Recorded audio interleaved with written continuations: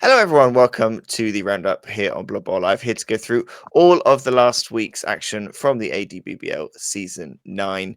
We've got 14 games to go through, and Mr. Scott Bright, Mr. Tom Hovelite here to help me run through all 14 games, which we will be flying through. Before we do a couple of quick shout outs, there are various kind of questions and stuff we've had throughout the week that I thought what might be good to do is to just clarify them at the start of this one. So, first question, tiebreakers, what are they? We put it in the FAQ for the Discord. The first tiebreaker is your combined touchdown and casualty difference. Then it is your touchdown difference. Then it is your casualty difference. So you need to look at adding both of them together to decide whether you've got enough for any tiebreakers that may appear.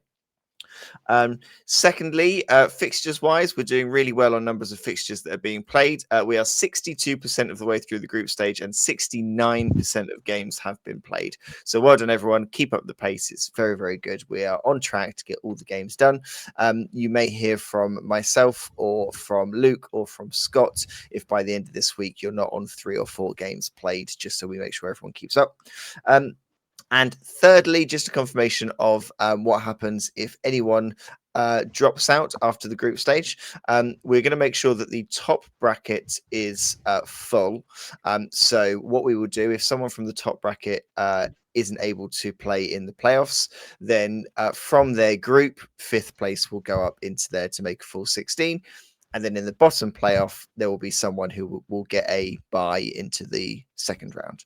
So that's how we're going to do it. If anyone is not sure on that at all, that's how we're running it. So those are a few questions answered. We've got a bunch of people in the chat. Thank you, everyone, for jumping on. Let's dive straight into the first game, which is one we've been waiting to do for a couple of weeks. It took a while for them to finish, but they did get around to finishing it, and it is a 1-1 draw for the Wild Edge Berserkers versus the Wolverswampton Shamblers. A key game for Jamie. He wanted to take some momentum into his game against Luke that we'll have a look at a bit later on. And a very good result for Jane here, because Jamie is looking like a tough team to beat in here in this group, and he is throwing a couple of upsets around and beating some of the difficult teams here that he needs to get through. Mr. Hovel, you're our necromantic horror expert, so we'll come to you first here. You've also played dwarfs as well. This, to me, would have been one of Jane's more difficult games because Jamie is just being very consistent with this team. I think she would probably be pretty happy with a draw against the person who looks like they may top this group. Yeah, absolutely. Yeah, she was very happy with this. I got to see the back end of this match, and both of them were very intensely staring at the board, looking at things, working stuff out. So it was a really, really fun match to watch. And also, Jane got the wonderful kind of prize of now owning an Edge 2 Ghoul Runner off the back of it. So she got a nice lot of SPP on there. Scott definitely won for they had to pause this game. They had to come back to it later on. Definitely worth it for Jane because she got that equalizer. That heavily skilled up Ghoul Runner that she's got now, along with that werewolf, those two pieces to keep them alive. She's got quite a few games left to go. They're going to be pretty key. Exceptionally so. Good evening, Crystal. Good evening, Tom. Good evening, chat, wherever you may be in the world. Yeah, we've talked about this now, and if any Ghoul Runner in the league this year has a target on the back, then Jason Kelsey has an even bigger target than everyone else combined. A 2-up, give it its due, because it's a dodge block side step 2-up. That's a good elf, isn't it? If ever there was one. My concern is it is Jane over relying on those two. If you look at the touchdowns, it's all for those two players. So from an opposition coach perspective, people are going to be looking at those two. However, to your point, there are two. There's a guard and there's a block wraith. Flesh Golem in there as well. It's going to make it tricky. So I think Jane did exceptionally well, really, to come back for a 1-1 draw, 1-0 down. Okay, there was that excessively long break, but to come back to 1, to put herself in the position to upskill those two players is kudos to Jane on that one. It's given both coaches here a nice platform to progress from as well. Jamie looks to be more progressed with a wider skill set net across the team. My only concern for Jane is 2 players, and we've seen the amount of star players and key players crumble this season already. Is that going to be something which Nuffle's curse is going to come back to bite Jane? Hope not, because it takes a long while. It's an emotional journey to skill up to that level. But if I'm the one who has to kill him, I'll go for it. Jane's got quite a few games left to go, so we'll see whether she can build off this draw here. We will have a little bit look in more detail at Jamie later. He had another game this week against the Orphic Gladiators, so we'll pick him up in that fixture. But we will move on then to the first kind of full game of the week, which was the Goblins of Elliot versus Harrison's Amazons. I Hate Blood Bowl 2-1 victory over the Los Amazons Dodgers here. Relatively even on SPP as it goes, but an important win for the Goblins in this group, especially because the Norse team currently sitting in second. And are not going to be featuring in the playoffs. So suddenly 5th place in this group is looking very important.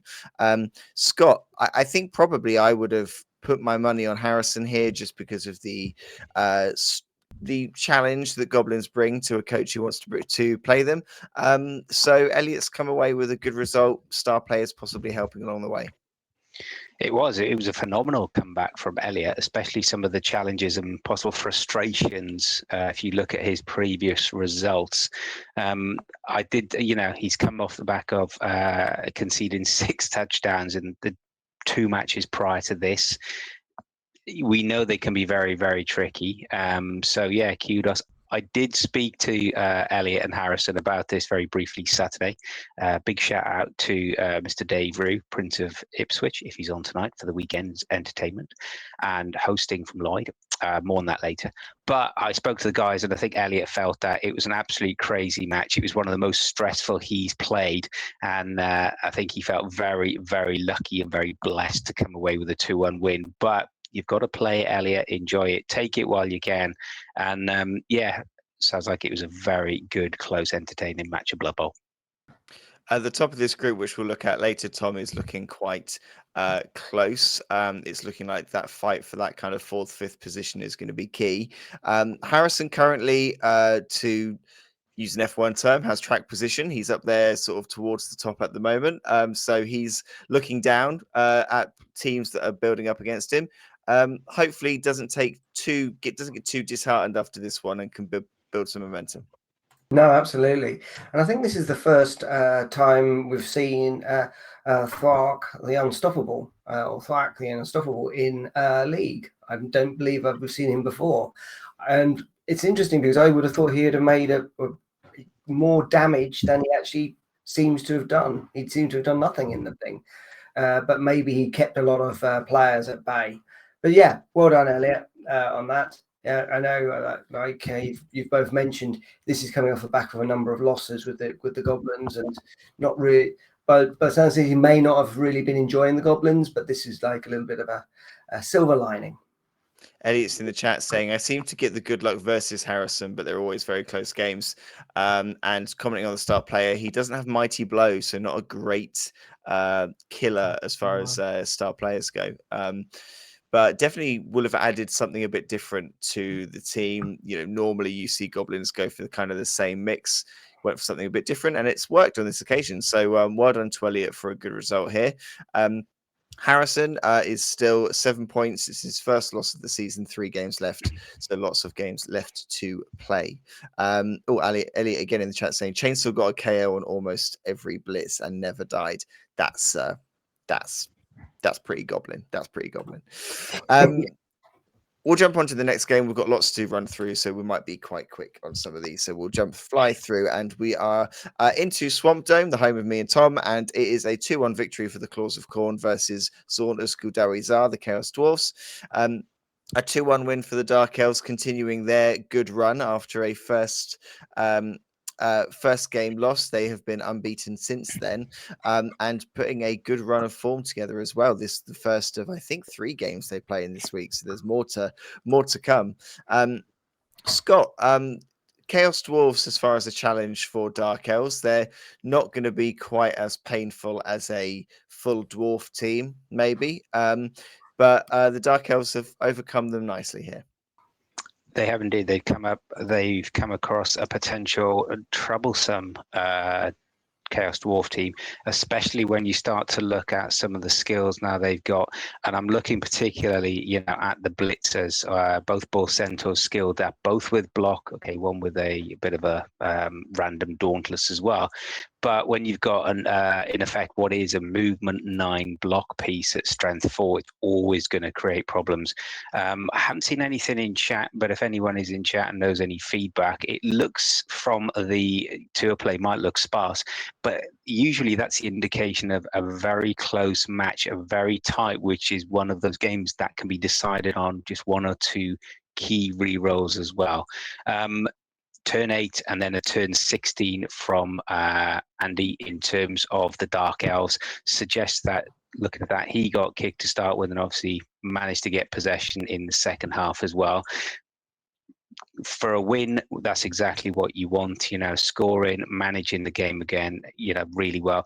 Interesting choice of inducements for the 100k, 2 Bloodwiser kegs to give him knockout comebacks on 2 up instead of 4. So that's very clever in terms of that thinking as well. Very BB3-esque, if I may be so bold. So a good win puts him in a very good spot in terms of the development of that team, especially already at the top of the league. Chaos Dwarfs not out of it by a long way. So do you two gentlemen see either of these teams and think they need to do they give you any causes for concern when it comes to those top 4 places? Andy is confirmed as top 4 now, so he is in through other fixtures that we'll come to later.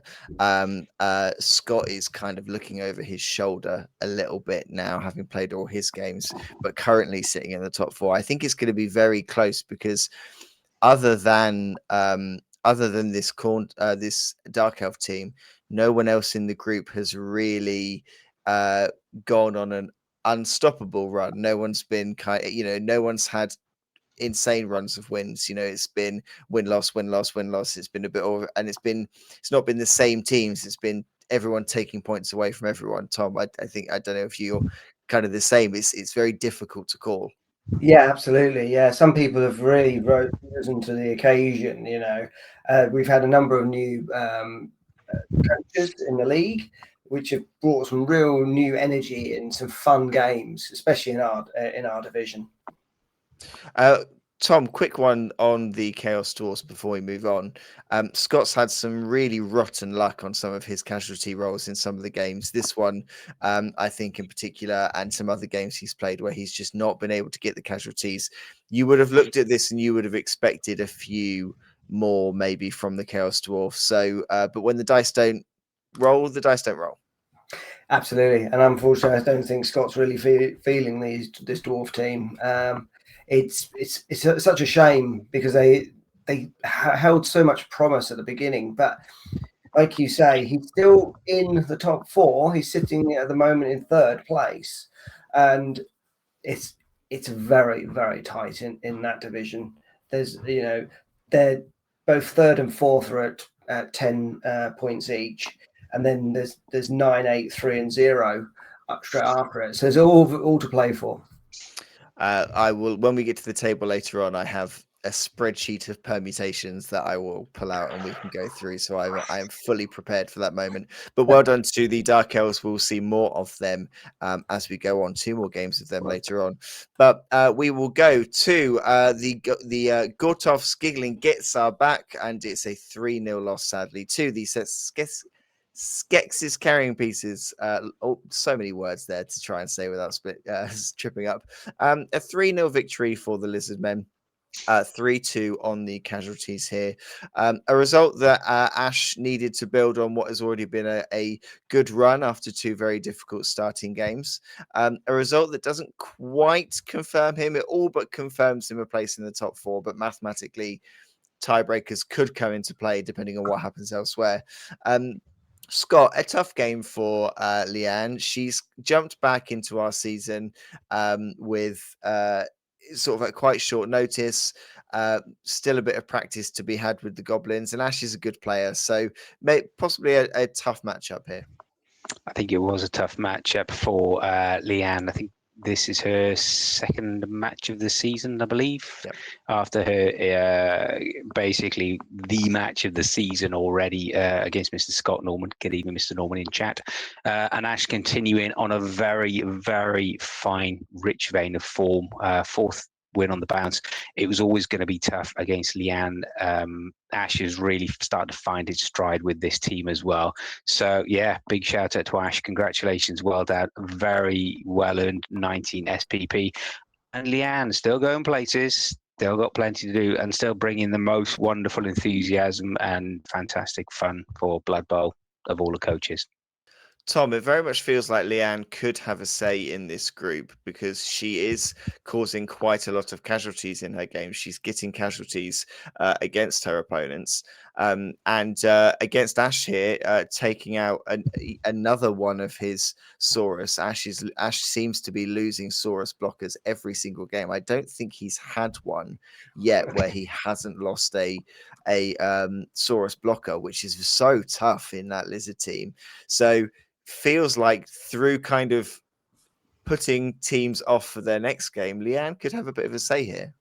Yeah, and it's interesting to say that because armor 10, it must be very disheartening, but equally for Leanne, it must be quite satisfying to take one of them out, and especially if it's a miss next game as well. But Ash has been slowly building up skills, and a bit like Jane has got, he's got just really only two main skilled up players. One skink with block, another one with block and tackle. But as I look through, I notice he's got a cheeky little skink who's strength 3 now as well. So yeah, so it looks like, oh right, there's only two there that's skilled up, but no, there's a third sitting in there.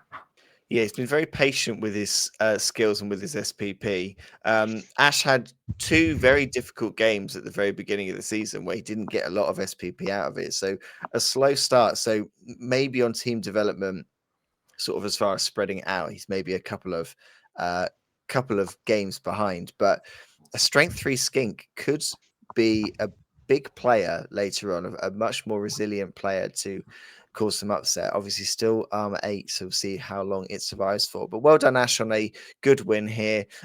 We will be back to Leanne later on. She's got another game this week that we will cover. But first, we will go on to a 2-0 victory for the I-Town Gougers versus the Doombringers, still in this group. 2-0 victory for John and 3-1 on the casualties. A game that sadly all but confirms JD as unable to get out of the top 4 of this group. Mathematically confirmed in the bottom half of the playoffs, and a win that John needed to try and cement his place in the top half as well to build up a bit of momentum. He's had momentum already. He's unbeaten, so I don't know why he needs to build more momentum, but he had a draw against the different Dark Elf team. So Scott, John will probably be happy to have sort of having drawn against one Dark Elf team that would have had a lot less skills, happy to then get a win against the other one. Happy. I suspect Mr. Reader was, like a kid at Christmas on this one, clicking his heels as he skipped out the shop. Played very well indeed. He took Nobler. You could tell he had a specific, plan with Nobler Blackwall, and to get, Vanrith, the Witch Elf, the super skilled Witch Elf superstar, injured with a niggling injury as well.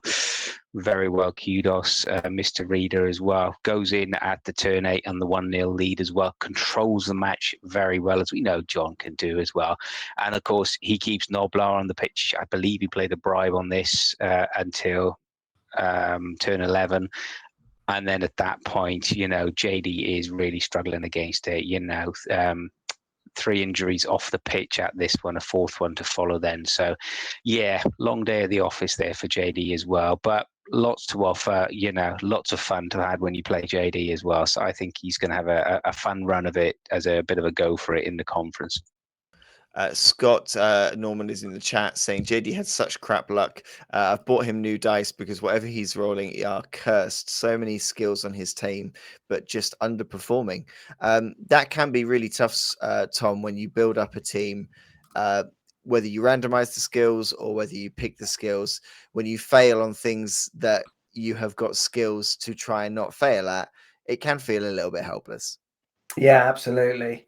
And I want this Orc team. Why doesn't mine do the same thing and cause this much casualties?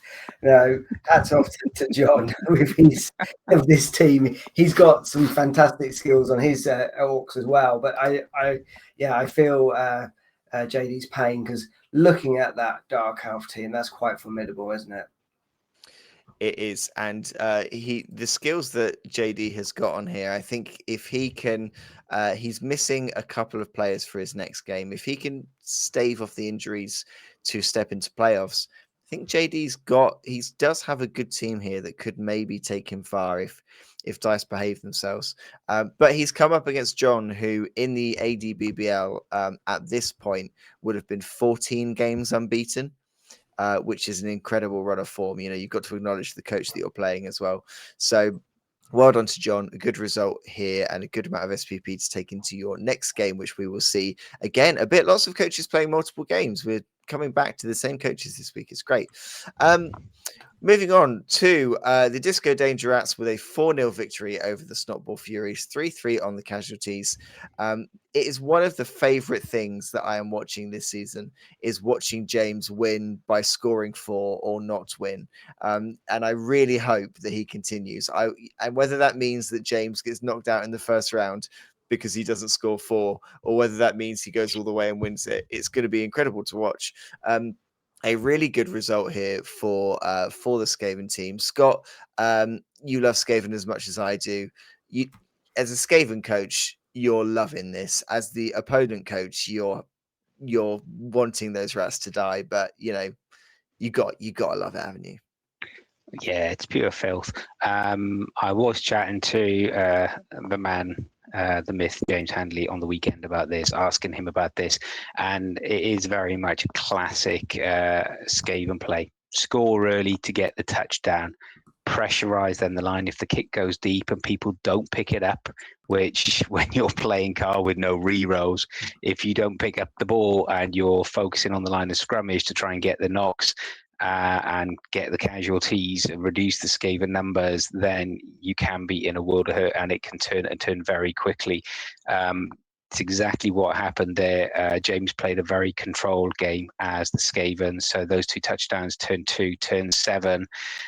So despite the Giant even doing a quick completion to throw teammate, it was sort of backs against the walls, and the Skaven against Noblars, they kept taking out linemen, so you keep reducing the numbers on the pitch as well, which when you've got 4 movement 9 adds 2 pieces as well, it's a bit, I don't want to call it quite a shopping trip for James, but he has an incredible amount again of SP. So 22 SP to start boosting those rats. They look beautifully filthy. It is a very nice looking Skaven team here. And it's a tough season for Carl because he's coming into it. He's gone for the full ogre build, but he has gone for the no rerolls. And when it works, he's going to have a great day. And when it doesn't, it's going to be a bit of a slog.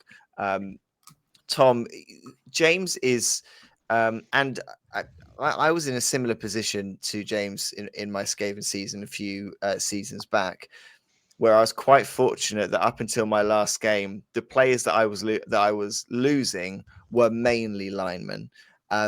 James is having, at the moment, similar luck. He's got all those positionals there. He's got his 4 gutter runners, 2 blitzers and a thrower. And even in this game, the 3 casualties were all against linemen. So luck is on his side with regards to who is being killed, but positioning is helping too. Yeah, and I was looking at this match and I thought, wow, you might think that Carl's luck had changed, considering that he killed a line rat. Was it? Yeah, he killed a line rat straight on turn 1. Yeah. So you kind of, and it's dead, which that must have given him a bit of a kind of moral high ground for unfortunately for about a turn by the looks of things, because straight back and they caused a niggling injury on a Noblar and then scored in turn 2. So James was off to the races, as he normally is on these kind of things. But as you quite always say, as I always say, it's so easy with Skaven, just 4-0, you know. What's your secret? What's the secret to that success, in your opinion, Tom? Well, you know, Skaven, it's Tony's my first Blood Bowl team. But to your point, sorry, Chris, on a bit of a more serious note, you've got to remember as well, they might be fast, they might have great edge. They're still only armor 8. Obviously, the 2 blitzers withstanding, still only armor 8, but by God, they are 2 armor 9 mighty blow block pieces. So, and tackle now as well. That clan rat wall that James has is doing its job in protecting the others, and I think James is got to be up there with a favourite at the moment with these performances he's putting in. I think it'll be really interesting to see how he finishes the season, how he kind of gets, how he protects this team going into playoffs. But a great result for him. Hard luck for Carl. Still not mathematically eliminated from the league yet. So those ogres could turn this around and get themselves up into the mix. But we will go back to Swamp Dome now, and it was a 3-0 victory for the Claws of Khorne against the Blobby team here, 4-2 on the casualties. A solid result here for the Dark Elves on a day where they were playing 2 back-to-back games, both against Snotlings. And a absolute SPP farming sort of romp around the pitch here. I believe in the first half I came in to see this one, and in the first half it was a little bit touch and go to get that 1-0 lead going in. But second half, then the Elves stormed their way to a emphatic win, and a win that put them joint top of the table as well after this game. So put them right in the mix, needing just the one more point in order to confirm their qualification. Tom, Phil Snotlings, we've both played against them. They are a interesting, terrifying team to come up against. And most of their results have been pretty close, except for the Chaos Dwarfs. That was a bit of a storming one. Creek came to play this time, but didn't quite have the impact maybe that Phil would have wanted. No, and equally on both Snotling teams, the pump wagon doesn't really do much in this season. This one, by the listeners, was fouling like crazy, but not actually getting anything. So yeah, it's a bit unfortunate on this one. On the basis that I was quite looking forward to playing against a weakened Dark Elf team. but as you quite rightly put it, he's got quite a lot of new skills off the back of this one. So it did look like it was pretty much a training session for the Dark Elves. Phil's in the chat talking about the ref on this one, Scott, and mentioned this when I saw him during the day. The ref, the argue the calls, the amount that the ref was paying attention here was absolutely in the Snotlings' favour.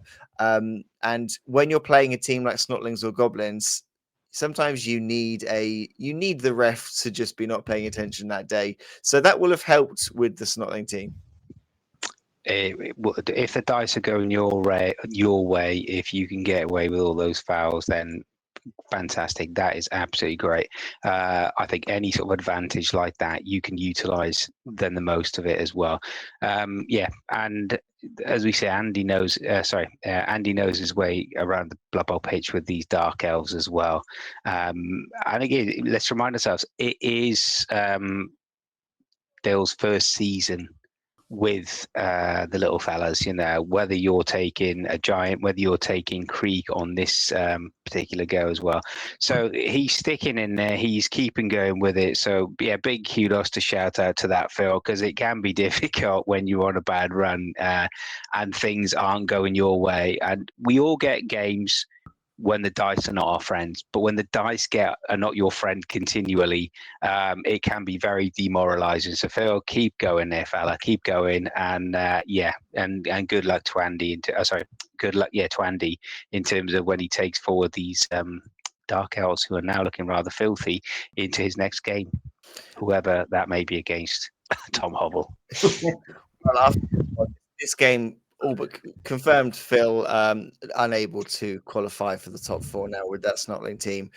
He will finish down the bottom of the table. I think he's even capped at either 8th or 7th place after this one. Andy takes his corn team from this one to play more Snotlings, and all he needs is a point to confirm his qualification, and a point is what he gets in a 1-1 draw against the Melton Mudpackers, who I have to say remain unbeaten this season. This was this game. I was kind of idly watching over this one as this was being played, it was. I was really torn because for me, I kind of needed both of these teams to drop points in order to kind of for my own benefit, and drop points they both did. But I think both will be happy with, it gives the Dark Elves qualification. It absolutely keeps Andy in the mix. He's only a win away from pretty much confirming qualification as well. So, Tom, you must have had eyes on this one as well. You've got to play both of these coaches. Your team very different to the Snotlings and very different to the Dark Elves. So, what were you kind of looking out for here? Yeah, I was actually in store watching this, and yes, both players play exceptionally well, but completely different. So it was a really interesting way. We'll call it Dark Elf Andy then. His dice were unfortunately just not there. They weren't with him. They were just pushing Snotlings around, and we've all had that bad day where you're facing Snotlings and all you're doing is just pushing them around. You're not doing any damage to them. There was a number of times where there was stumbles happening on both sides. It was an interesting game. The actual the actual touchdown from the Dark Elves was just pure elf bullshit of multiple dodges, pick up within an area, mold, and then passing and then running away. It was a typical thing, but it was a thing of beauty to watch and see. But as we know, Andy with his Snotlings, he never loses heart. He just continued to carry on up the pitch, doing just crazy fun stuff that just for his own amusement, really, no one else's, and managed to bring it back to a 1-1 draw. It's confusing with the names in this group because we have Phil playing Snotlings, we then have Andy playing Dark Elves, who also goes by Phil, and then we have Andy who's playing Snotlings. So getting these names right is melting my brain slightly. So I will refer to Dark Elf Andy as Phil for this game, whereas I referred to him as Andy for the last one because Phil was in that game. Mind blown. Phil is in the chat saying failed reroll dodge turn 8 to fail to score. Double skulls to surf hack phlegm off the pitch. Second surf got the skull with no rerolls. Apart from the score, I got some poor dice in this one, so possibly sort of contributed to that. Scott, a little word on Andy Snotlings here. He is currently unbeaten in this group. He's the only team who is unbeaten in this group. And he's got to have an eye on the Stunty Cup here with the form that he's on, because for Stunties, quite often a draw is a win. So if you look at it that way, he's having an incredible run with this team. He is. I think one thing we all have to call out and recognize, if you are playing Stunties, if you are playing Snotlings, you will be using Megastars. Yes. So if people say, oh, it's only because he's using Megastars, no, that's how you have to play Snotlings. That's part of their characteristic within the game. That's why the little fellas are so small, so weak, and there are so bloody many of them, as Tom alluded to. If you can only push them, then they're the most frustrating thing in Blood Bowl. So you will have to use the Megastars and what tools are available to you. And Andy's been doing exactly that. So he's put himself very much at the front line, I think, as contender for Stunty Cup, and he's using it the best way possible. He is now just one win away from all but securing his place. And he's got some big games in this group. There's only 5 games left to play in this group for this coming week, and 3 of them are played this week. And in those 3 games, the group could be decided. So it is looking very, very tight. But Andy's in a very good position if he keeps up this run. Even if he just keeps drawing his remaining games, it could put him in the mix. So, as we said, this game confirms Phil's qualification. First season in the A&DBBL, bringing these Dark Elves, and he's come in. He currently top of the group. There's a good chance he's going to remain top of the group. A phenomenal performance from him, and one to look out for in the top playoff for sure. Now, more of Friday's games. Friday was an incredible evening. There were 4 games being played on Friday night. You can watch this next game, which was World's Edge Berserkers versus the Orphic Gladiators. You can rewatch that one. It's not up on the YouTube channel yet because Twitch and YouTube are having a little bit of a falling out, and they won't do what I tell them to do. So they will be up by probably end of play tomorrow. But 4 incredible games happening. I was in the shop at this point, and I genuinely did not know where to look. I didn't know which game to watch. Every single game being played was absolutely gripping, and every time I turned to a game, I saw some clutch roll or some key thing happen that then swung the tide one way or another. And this was one of them. A 2-1 victory here for the World's Edge Berserkers versus Luke's Chaos Renegade team, and a game where Luke, who has been sort of with that 3 big guy build that he's got with this Chaos Renegades, with some of the really impressive skilled players he's got, he's been the dominant force in so many games he's had. And this is one of the first games I think I've seen where he's met this dwarf brick wall, who has then absolutely battered this Chaos Renegade team. And with 4 casualties to 2, and by the end of the game, there were very few players left. Tom, you were playing next door to this one in the shop, and this feels like a bit of a statement from Jamie that he is. We were all thinking Luke was the one to fear in this group, and I think he still is. But Jamie is up there as well. Yes, you knew it was an intense game because no one was shouting, no one was making extreme movements or anything. It was like watching chess with these two, just slowly going methodically, going through the motions, double checking, triple checking. What does your player do? What does your player do? Right, let's work out where things are moving here. And deaths on both sides. Finally, there's been a crack in the Gladiators kind of wall, and Apollo is no more. Then there's an injury on the other lineman as well, with a -1 on movement. So it just all was kicking off, and you could tell because everyone was just getting quieter and quieter, just focusing, looking straight down at the pitch. Don't make it. And I kept on popping over and going, "How's everything going?" And he just said this from both players because they were so focused. But it was an interesting one to watch, and I'm looking forward to watching it again on the stream once it's up on YouTube. I'm told it is now up on YouTube. I was battling with it earlier today, but apparently it has now worked and they are there. So that's good. So it's there to watch if anyone wants to.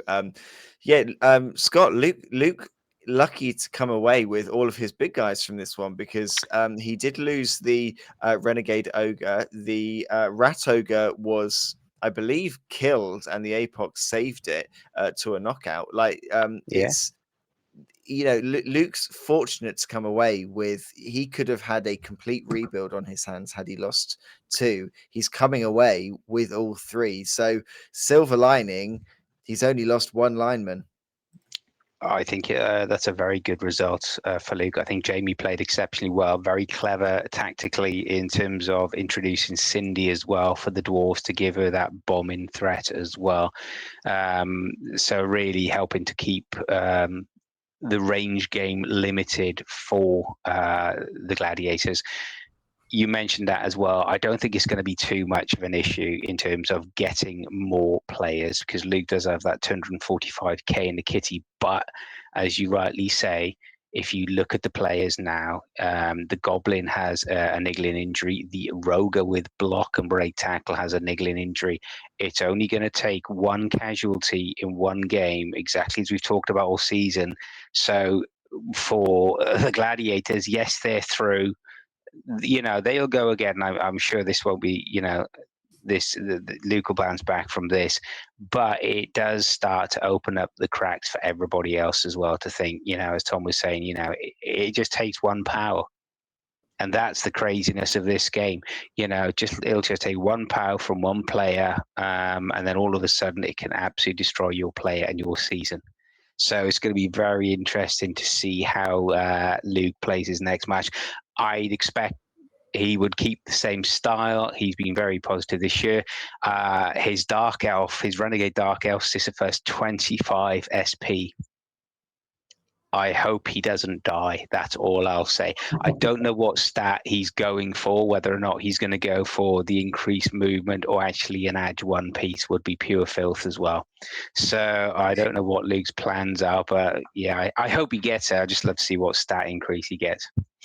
We all remember the Goblin from the Flumps from a few seasons ago who got to the static increase level of SPP in the same game that it was killed. So that fearful threat that lingers over that Dark Elf. A quick word on the use of Cindy as well. Jamie largely using Cindy to, towards the end of the game, like you can see Cindy, he used Cindy to foul rather than throw a bomb, and actually just using it as a cheap player for the Dwarfs to add a player to the roster, just another body on the field to gum things up. So interesting use of some of those cheaper star players that actually, if you've got the money to take them, if you just need a body, that's what they can be. Well done to Jamie. A very, very good result that makes this group very, very tight at the top. We'll look at the table later. But like I said, this day was full of games that were just everything was happening on all of them. Next door to this one was our very own Mr. Tom Hovell in a 0-0 draw against the Melton Mudpackers here, 6-2 on casualties for the Orcs. And Tom, I'll let you kind of tell us how this one went down. But the thing that is fascinating me is it's the second Snotling game in a row for you where you have come away with points because the Snotlings have fallen over in the end zone. Yes. So yeah, this went right down to the wire. Andy had the final turn, and he was basically gone. He managed to break free, and all he needed to do was just one rush into the touch zone. And unfortunately, Nuffle was saying no. So maybe all those ones I'm rolling are now starting to have an effect, and they just and then just anywhere I'm near dice, they just roll ones now, regardless of who's rolling them. Maybe that's the kind of influence I'm having. But this was a really fun and frustrating game, both in equal measures. It was fun because it's just silly. It's as Scott quite rightly says, you can't blame or accuse people for playing these teams in a particular way and bringing the megastars, because that's really what they've got. That's their that's their kind of special sauce, so to speak. And Morg was just immense. He was an absolute terror everywhere he went. He was causing casualties and just breaking armor on my guys left, right, and center. So he caused 2 casualties. Unfortunately, I'm now big and out for the next game. But equally, he was just breaking armor. So I had lots of stunned players on the pitch, which allowed the Snotlings to move around a lot more freely. Equally, my highlight was killing Skitter. So I actually got him off badly hurt. So I actually injured him off the pitch, which was lovely. And then I just started causing absolute carnage in the second half, which was delightful as well. Scott, the mad thing about this group is that we talk quite a lot about whether draws are points gained or points lost. And I think it's in this group, it's almost even more difficult to tell because this draw absolutely just keeps things as it is. I think both of these coaches can still qualify for the top four. Those third and fourth place spots are going to be really, really tight. It's really difficult to know whether you're happy with the 1 point or whether you wish you had the 3. This group is going right down to the wire, which is great from a neutral's perspective. In terms of, do you see it as a 0.1 or or 2 points lost? Personally, I'd see it as a 0.1. I think it could have gone for either way, as Tom rightly said. Tom, would have just taken, that one roll of the dice, and all of a sudden, and he's got all the points, and despite the 6 casualties and everything, and the 16 SP, that would have been absolutely nothing for Tom, bless him. So this is the luck of the dice. End of the day, obviously goes without saying, Mr. Hovell, it was skilled Blood Bowl coaching as well. That goes without saying. So I think it's a great result for both. It keeps both players in the hunt as well. So from a neutral's perspective, more the merrier. We will have a look at what this has done to the table. Game 2 of 4 of insane games happening in this evening. Happening the other side of the Orphic Gladiators. We'll come to that one last, actually. First, we will go to the other game in this group, because this was what was so fascinating. You had this draw happening between the Orcs and the Snotlings, which could have been... could have mattered less depending on what happened in this game between the Chaos Dwarfs and the Elven Union. A 2-1 victory for Dawizar versus the Greystone Gladiators here, in a very back and forward game that looked like at any point it was going to go one way or another. This one also came down to the wire, came down a little bit to attrition, and some good defensive play from the Chaos Dwarfs to cage up the ball and stop any elves jumping in. But depending on how this one went, very much changed how the scene looks for Tom and Andy. And the result that keeps the group tight is the result we got, the 2-1 victory. This slows down the elves, caps them at 12 points, secures, finishes the group stage for the Chaos Dwarfs at 10 points. Tom, you must have had a bit of an eye on this one, sort of, or kind of an ear out, because if Justin gets a win here, then that all but means you don't need to really worry about the Chaos Dwarfs. Because of the result here, it adds more people to this pile that you're fighting with to get up into that top 4. Yes, yeah, it definitely does. As we said throughout this whole episode, it's getting very crowded. There's nothing really separating everyone in this group, and equally, because everyone's more or less got or done the same amount. There's no one sitting right back with only ever playing one game with a whole lot of games to play. You can kind of almost. This is probably, out of all of the actual divisions, probably the easiest one to kind of predict who's potentially going to go through and who's not. So yeah, it's a tight one. It's going to be really frustrating. I think there's going to be, I don't know if 10 is going to be enough. That is what it looks like at the minute. Is there's 2 coaches with 7 games played on 10 points, and is that going to be enough? Is the question, and it's, does everybody else fall over themselves, or is that possible for everyone to fall over themselves enough to keep those 2 10 point positions there? Scott, Coach Creedy's here will have been. He's had a frustrating season. He's not got on with these Chaos Dwarfs overly well. He's had some really rotten dice rolls. At least he's ended this group stage with a good result against a good coach and a good Elven Union team.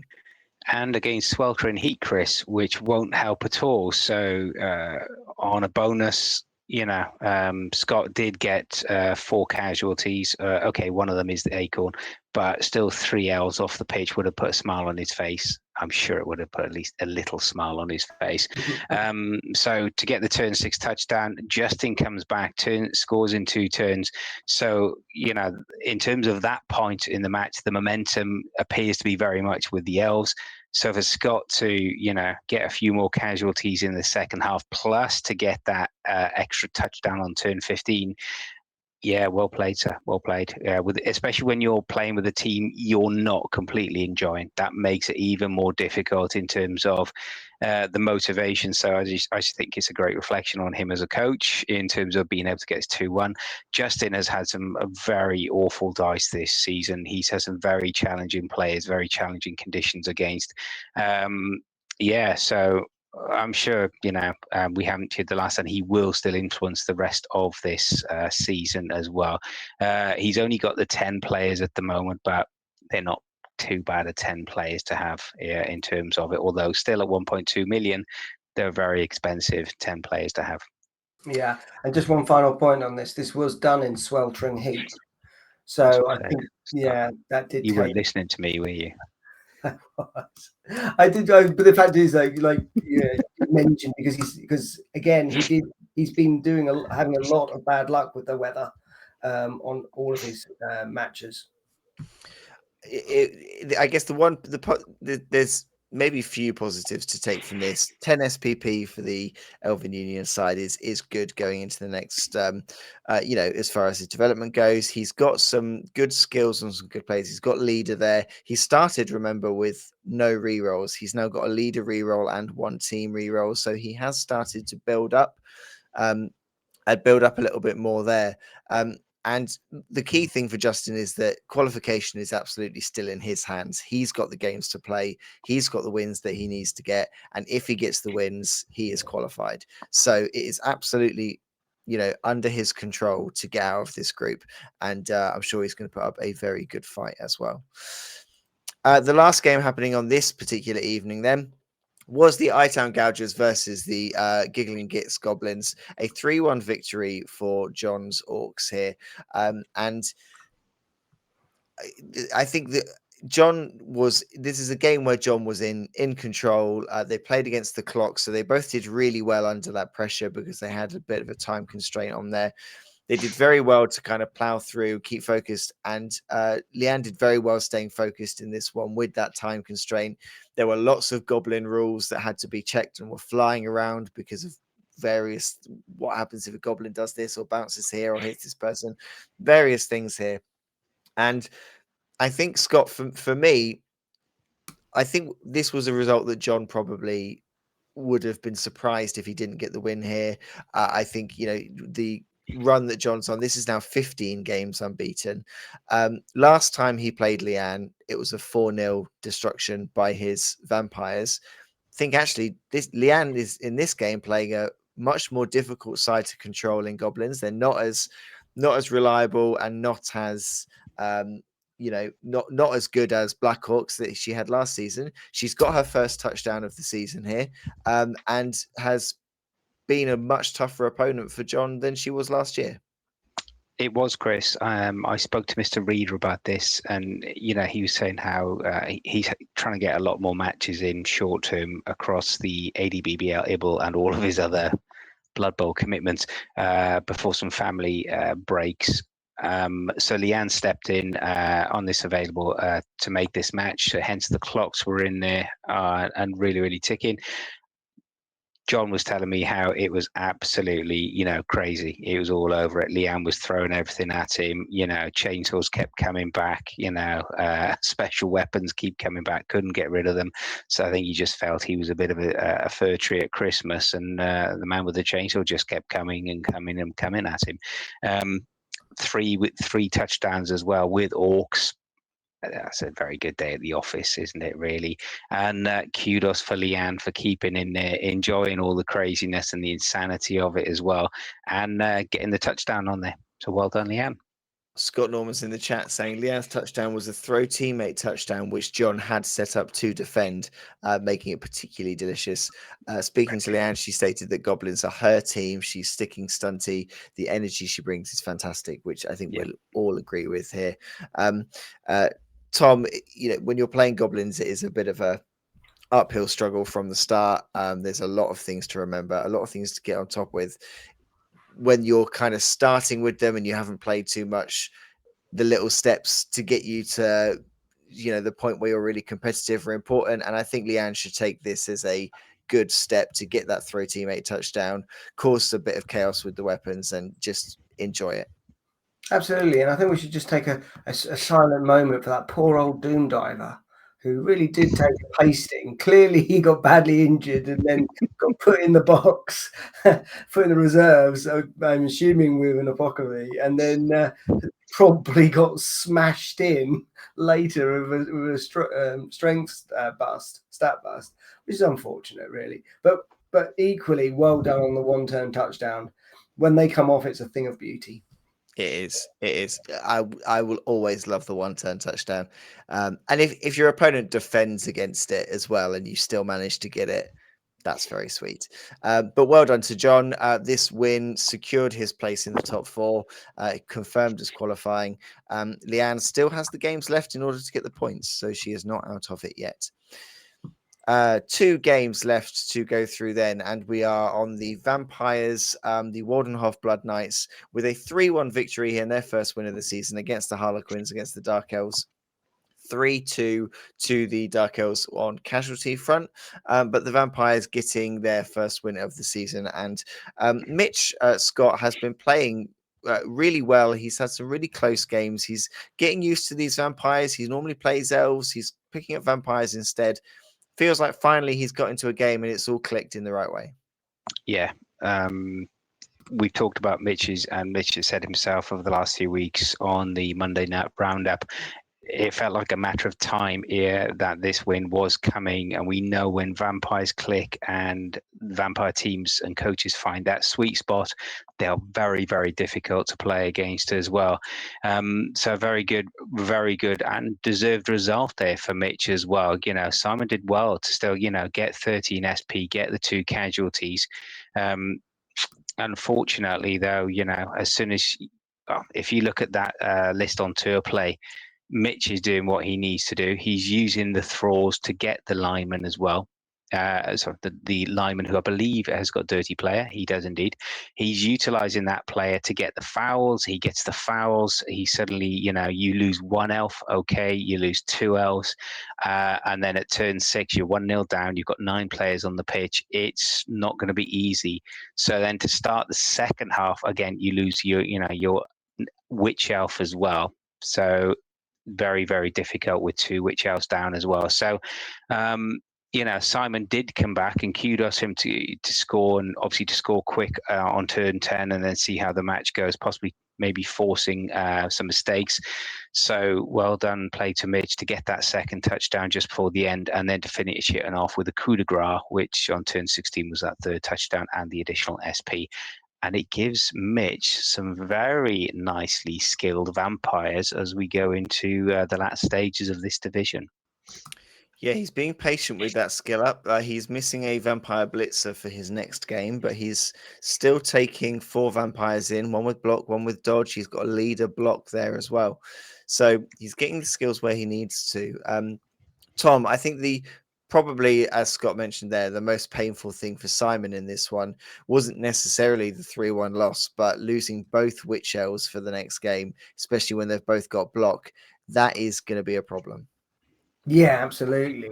He's only got 95k in the treasury, so he can't even afford to sack one of them and get one back. That is a shame, really. It seems to be a little bit of a curse with these dark elves and any kind of elf team, that if you do get injuries, then you're kind of scuppered for the next couple of matches. So yeah, but I also, on the other side of things, Mitch has deserved a win for a very long time. He seems to be one of the most unfortunate players I've ever come across, but just kept at it, and he's just got a great kind of attitude to the game. Yeah, it's great to see him get that win under his belt. See if he can build on that to get a run together to get himself into the playoff spots. Last game then of the week, and it is a 1-0 victory for Wreckham AFC versus In for a Penny, In for a Pound. 4-3 to the Imperial Nobility on casualties here, and it was a late touchdown on turn 16 by the Noblars that got them the 1-0 victory. A result that keeps this group alive still, because anything but a win would have secured the Lizard team in this group a top 4 space. But Scott, in getting a 1-0 victory here at the at the last possible moment. Another win keeps him in contention. Yep. Mr. Norman is not going to let that stunty cap go, is he, without a fight right till the last dice roll. A very good result. James has had a bit of one of those seasons, very frustrating. He's played some very good players. Obviously, he played against the 5 rules of dodge, Mr. Huns, which was that exception. But everything else, it's been 1-0 or 2-0. They've been very close matches. The Imperial Nobility are a difficult team to coach. They're a very difficult team to play against as well. When you get the momentum and you get the skills, so I think for James, my recommendation with James, keep at it, keep going. If you can save up for that second re-roll, do. And I think that'll give you a blessing. And if you look at actually the Imperial Nobility, and this is one of those teams when, in terms of its evolution, it's at one of those very frustrating tipping points. If you look at all of his players, he has got 3 players there on 4 SP. He's got 1 player on 3. So all you need is another match, and as long as you don't get the man of the player of the match on someone like that Fend lineman, or who's got no SP but he's got a niggling injury, as long as you don't get it on someone else, but he's got block on an ogre. And when you got block on that ogre, it will gain those SP. It gives you a really good position for the conference. It'll give him a really good position for season 10 if he wishes to take them for season 10. And they do look a bloody good sight on the tabletop, I have to say. Scott's in the chat saying this was a tough defensive team, couldn't move them around. 4 re-rolls plus 1 from the kickoff event and a mascot means they could attempt some dumb stuff.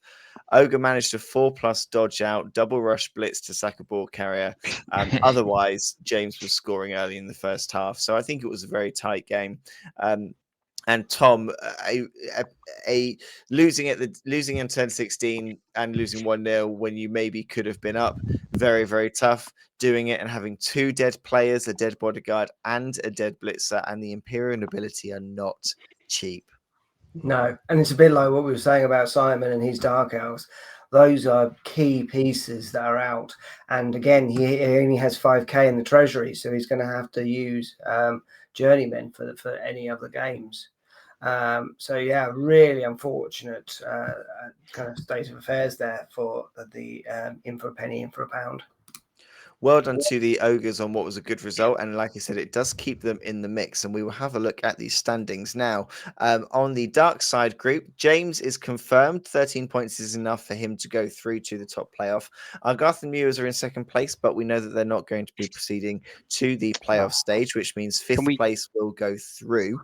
Can we just shout out there to Jack? Jack is off on his big Nordic adventure this week. So, Jack, all the love, best wishes, and big thank you for your participation and wondrous enthusiasm for the last couple of seasons with your Super Norse team. Have a great time and look forward to playing you on that Norse with that new team very shortly. Yes, seconded. Absolutely, all the best, Jack, for the future. And you've had a great season. Second place in the group is very, very good. No doubt, Elliot will be quite pleased though to currently sat in 5th place at the prospect of that getting him through. So far, anyone else in this group can still qualify. There is nobody who is confirmed out. In Longship, the iTown Gougers, again, confirmed as qualifying. Everybody else is still at risk. Skex's carrying pieces could still be eliminated on touchdown difference if Wreckham AFC win their games and they lose their remaining ones. So it could still happen. Only the Doombringers confirmed in this group as being in the bottom half of the table. Looking at Middenheim, another very close one. Luke could have confirmed his qualification, but that win by the Dwarfs keeps it open in this one. No team is confirmed as being out of this group, and no team is confirmed as being qualified. Even Smoking a Pancake could still technically get through on touchdown difference. Come on, They're not going to, let's be honest. Well, we'll keep the hope alive until we can mathematically confirm it, at least. A very tight group here with similar games played as well. So, one to watch, and lots of a few games in that group being played, or one game being played this week. And in Swamp Dome, Claws of Corn and the Bitey Ducks are both confirmed as being in the top 4 slots here. And third and fourth place have both played all of their games. So Melton Mudpackers, Boneyard Blitzers, and the Greystone Gladiators all know what the target is. The target is 10 points, and they can't all get there because some of them have to play each other. So it's going to be, 2 out of those 3 can cause an upset here. Blobbies at the bottom of the table and are confirmed they can get a maximum of 7th in this group for their outing. So this group as well, we've got the Greystone Gladiators versus the Ducks, Claws of Corn versus the Blitzes, and the Mudpackers versus Blobby all this week. And depending on how results go in those 3 games, the group could be decided by Friday. So absolutely one to watch. That is all of our games, all 14 of them that have been played this week. Thank you, everybody, for joining us. Thank you for being in the chat or watching this afterwards. More games coming over the next week, and then we will be back same time next Monday to go through all of the last week's action from the A&DBBL. Thank you very much, Scott. Thank you very much, Tom. Thanks, everyone, for watching. We will see you next week.